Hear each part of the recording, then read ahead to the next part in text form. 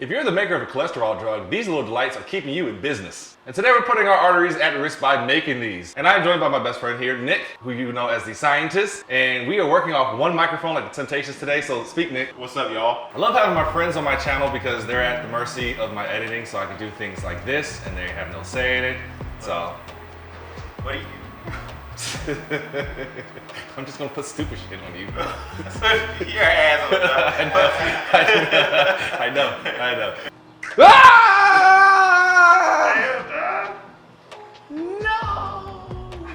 Damn, dog. You spilled the first shot. I know. God. Well, I gotta drink it off this now. All right, we're gonna try this again. Cheers. Okay. Before I hand off my microphone to Nick, you can't have deviled eggs without hard-boiled eggs. So we're going to get our process going. Starting with some week-old eggs. It's you all right? Yeah. We're starting with some week-old eggs because they just peel the best. The most frustrating part about doing deviled eggs or even just hard-boiled eggs is when you cannot peel them properly and all the shells and all that shit is breaking off and you have these ugly creations. So to avoid that, bought these last weekend and this is gonna make the process so much better. So we've got about 9 eggs there. I have no idea what happened to the other 3. So get your water going. A lot of different ways to hard-boil eggs. This is just a way to make it less frustrating. So the first thing I did is I took my eggs out of the fridge. I just kind of let them sit here and just kind of come up to room temp a little bit. And secondly, we've got already boiling water here and we've got our 9 eggs here. I have them in this little strainer here because what I want to do is gently place them in the water so that they don't crack and break. And now we're going to set a timer for 12 minutes. And while those are doing that, I am going to create an ice bath with just some cold water and some ice, because what we want to do is take these eggs out, immediately put them into the ice bath. That's going to stop the cooking process. If you've ever had hard-boiled eggs and they had that little green thing around the yolk, you've overcooked your eggs technically, and that's why everything stinks in your house.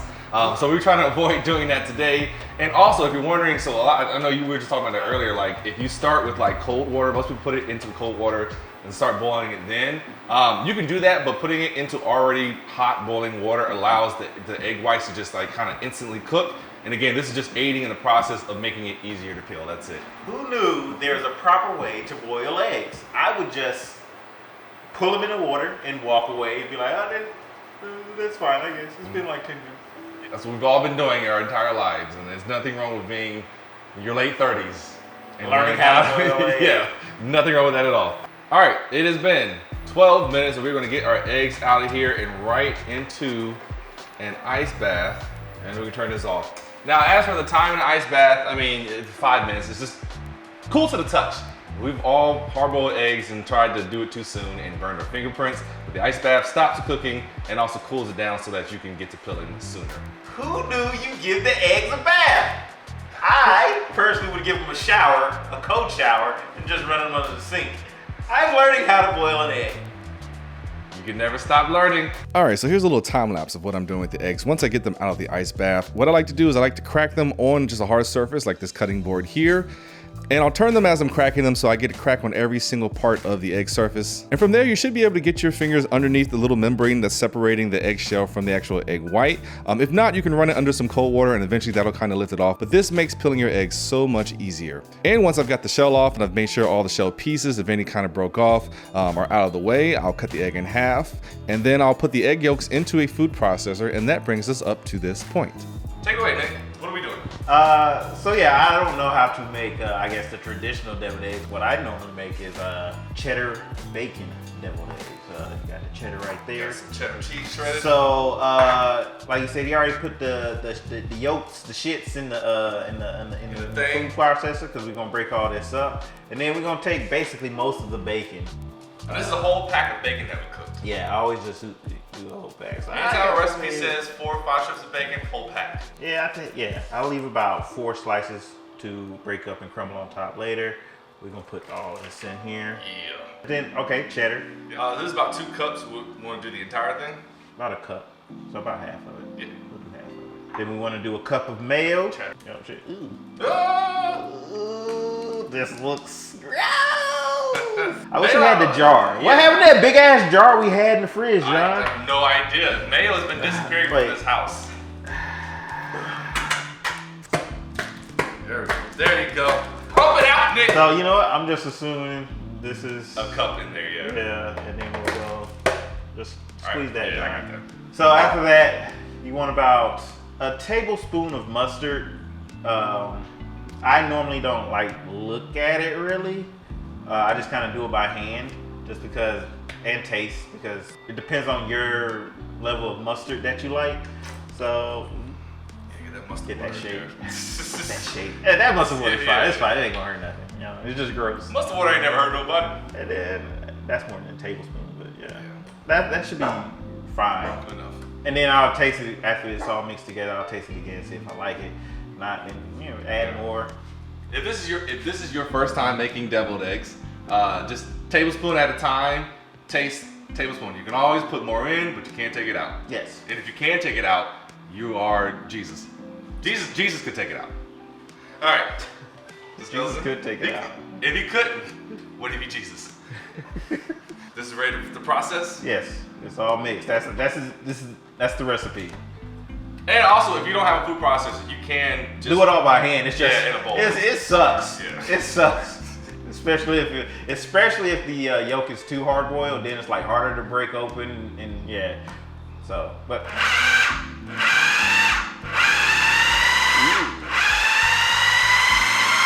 More bacon. Get on in there. Let's just check on it. that looks perfect. I'm gonna give that a taste. Get this thing. Go ahead, pinky spoon.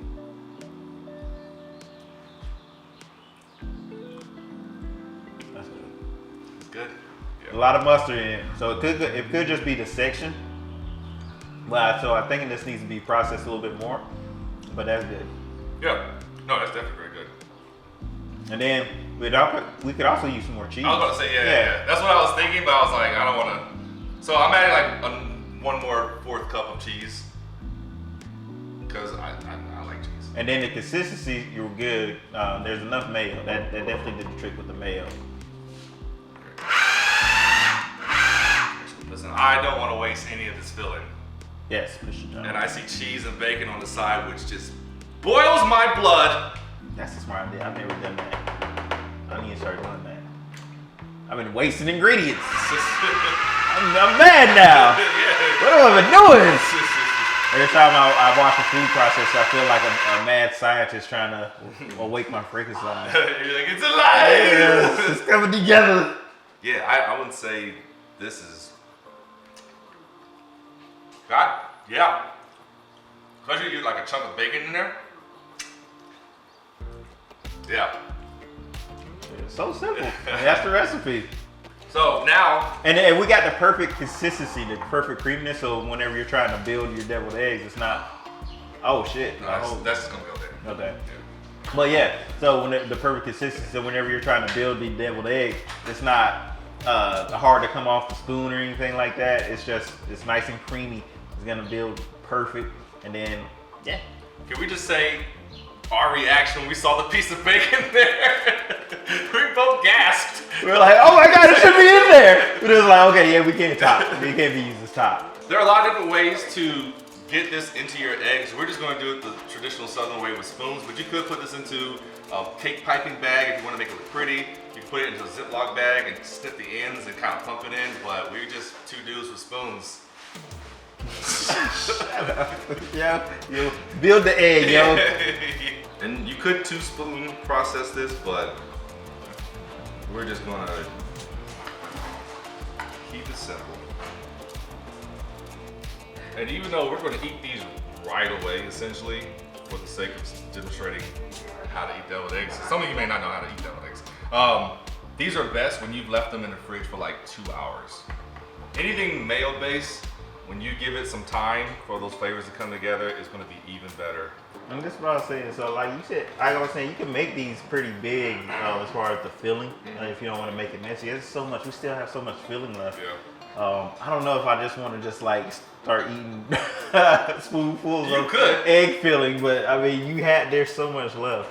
All right, we still got a few things just to finish these. So these are technically done, but we want to top up some more bacon. Yeah. Why not more bacon? Why not more cheese? Yeah. Fuck it. Hey, just add the flavor. You just get a little touch. Just a little bit on top. You wanna do a little bit on the top of that? Why is there so much cheese? I've never called for less cheese. Nah, sir, that's too much. Yeah. I'll pay for it later.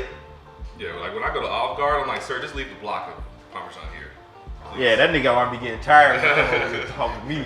I didn't say stop. And then we always stop it. It's like, No, look me in the eyes and keep going.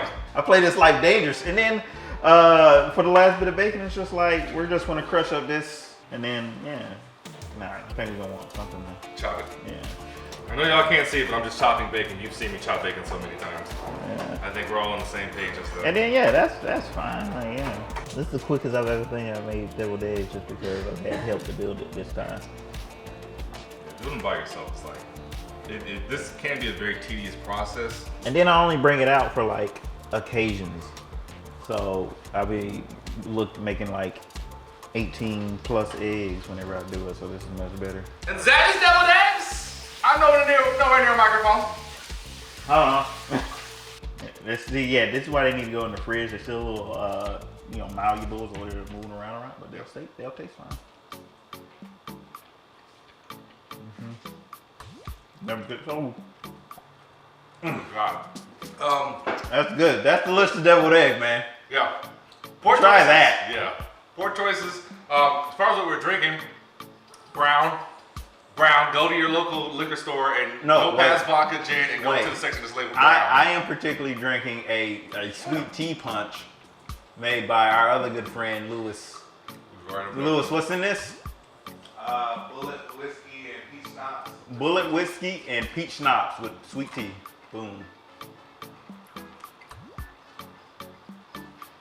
See y'all here next week.